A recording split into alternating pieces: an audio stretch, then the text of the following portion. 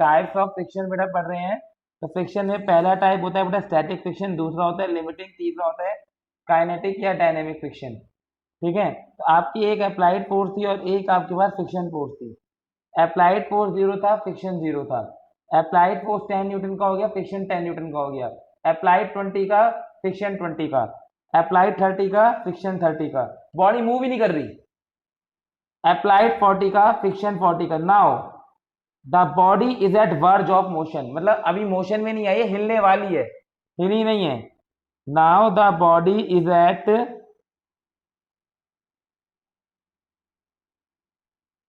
Verge of motion, body हिलने वाली है, हिली नहीं है।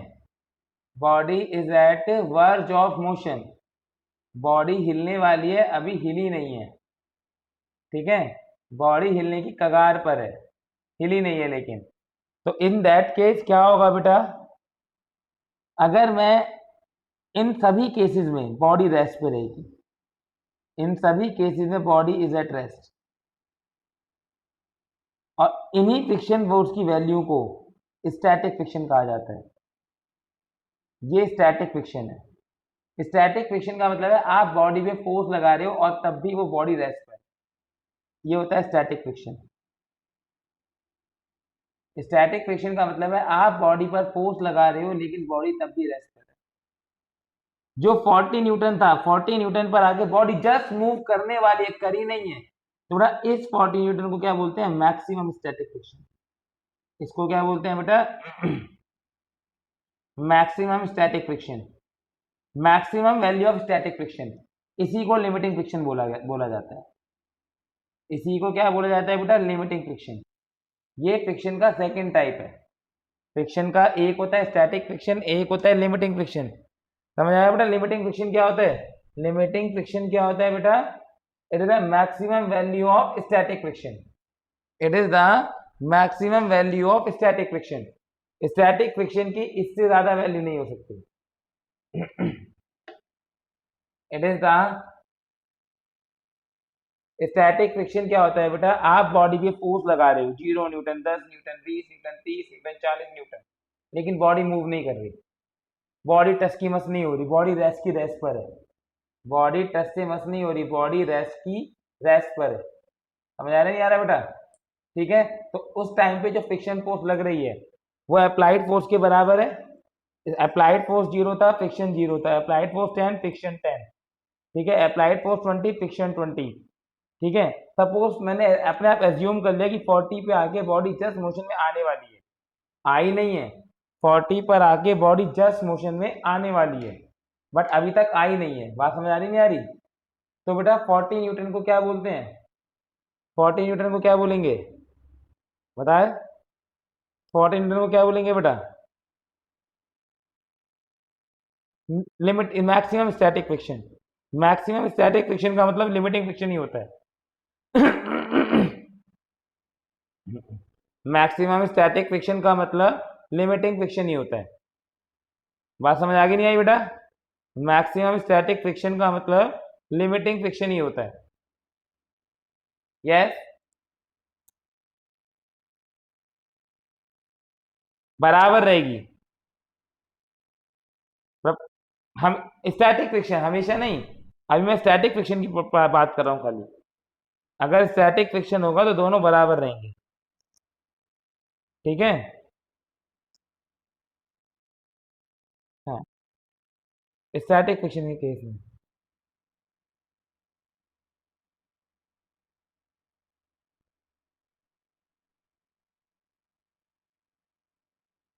ठीक है, इसके बाद लिखिए बेटा,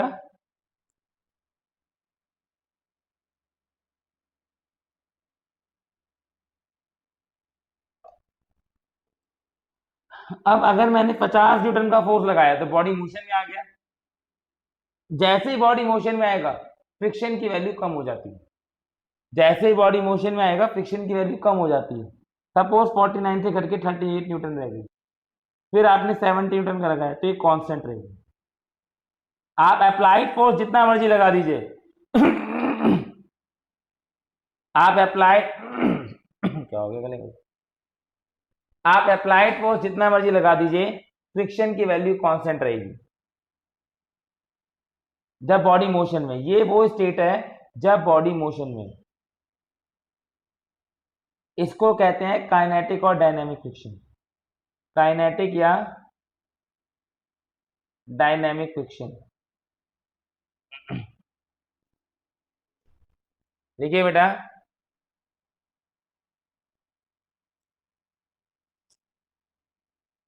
अब डेफिनेशन लिखिए बेटा। डेफिनेशन लिखिए बेटा।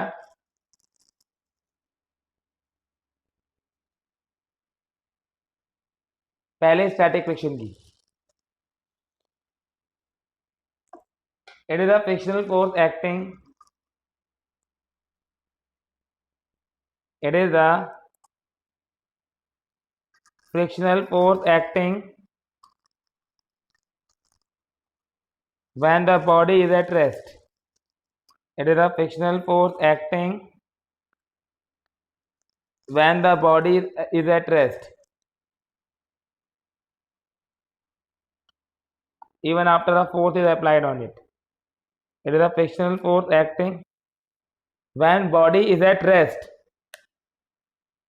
It is a frictional force acting when body is at rest, even after a force is applied on it.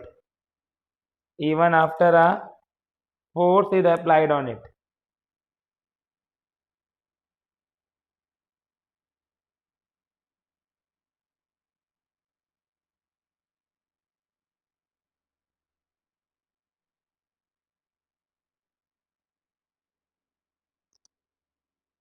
Even after a force is applied on it. ठीक है बेटा? It is a frictional force acting when the body is at rest, even after a force is applied on it.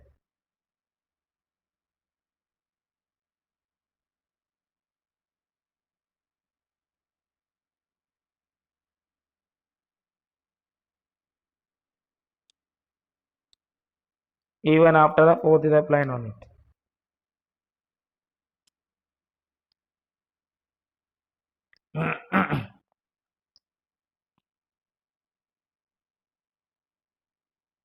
लिखिए बेटा इसके अंदर,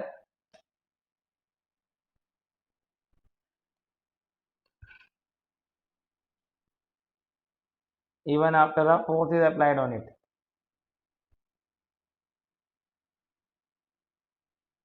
दूसरा होता है बेटा limiting friction.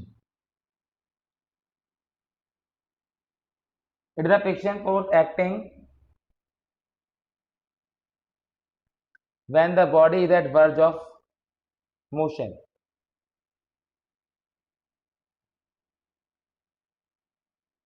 It is a frictional force acting when body is at verge of motion. When body is at verge of motion. तो यहाँ पर क्या होता है लिखना बेटा इसमें, up to limiting friction applied force and frictional force are equal to each other. Up to limiting friction applied force क्या बेटा,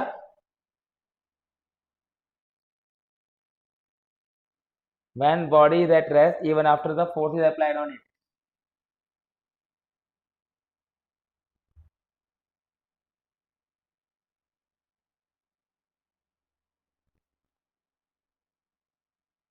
लिखिए बेटा, up to limiting friction applied force and frictional force are equal in magnitude. Up to limiting friction applied force and frictional force are equal in magnitude.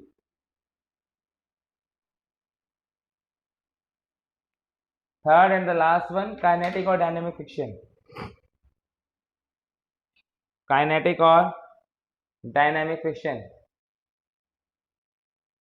It is a frictional force acting. It is a frictional force acting. किस लिए बेटा? It is a frictional force acting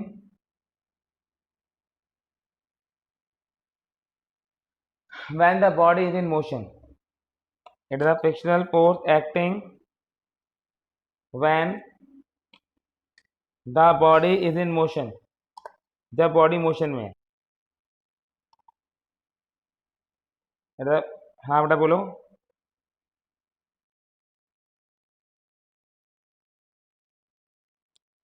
Up to limiting friction, applied force is equal to the frictional force. ये देखो ना, ये दोनों value बराबर चल रही है।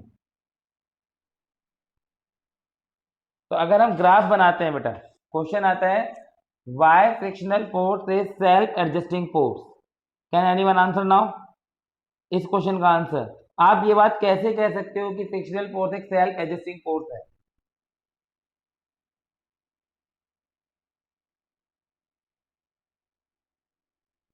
बताइए बेटा। मैं अप्लाइड फोर्स चेंज कर सकता हूं, फ्रिक्शनल फोर्स अपनी वैल्यू अपने आप चेंज कर रही है, that's why it is self adjusting force. तो बेटा frictional force is called self adjusting force. Frictional force is called self-adjusting force because it changes its value itself. Because it changes its value itself according to the applied force.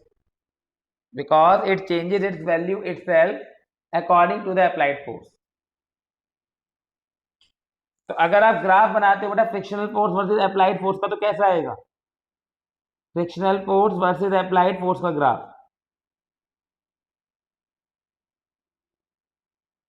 बेटा देखिए, आप applied force बढ़ाते हो, frictional force अपने आप बढ़ता है। हाँ, यस। क्यों? दोनों अलग अलग तो हैं। एक अप्लाइड फोर्स है, एक फ्रिक्शनल फोर्स है। तो हाँ, दोनों है तो फोर्स ही। ठीक है, अप्लाइड फोर्स है, फ्रिक्शनल फोर्स है।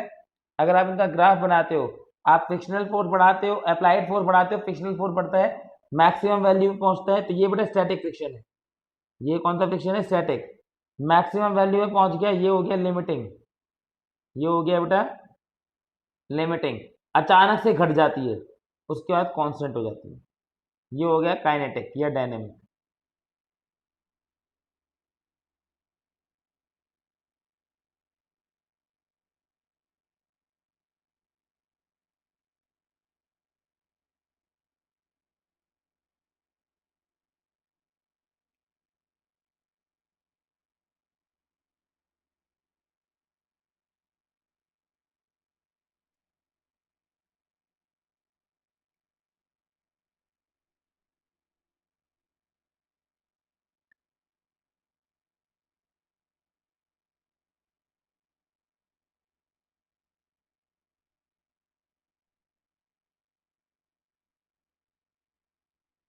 Factors affecting friction.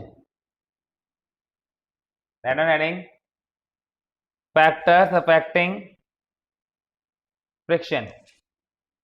कौन कौन से फैक्टर्स है जिनसे फ्रिक्शन अफेक्ट होता है?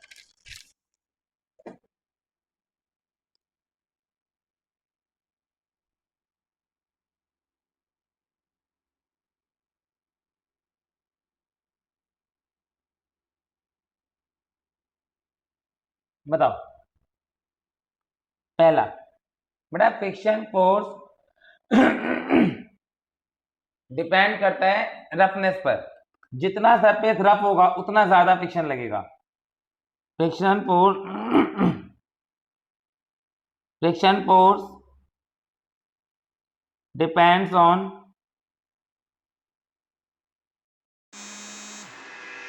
रफनेस।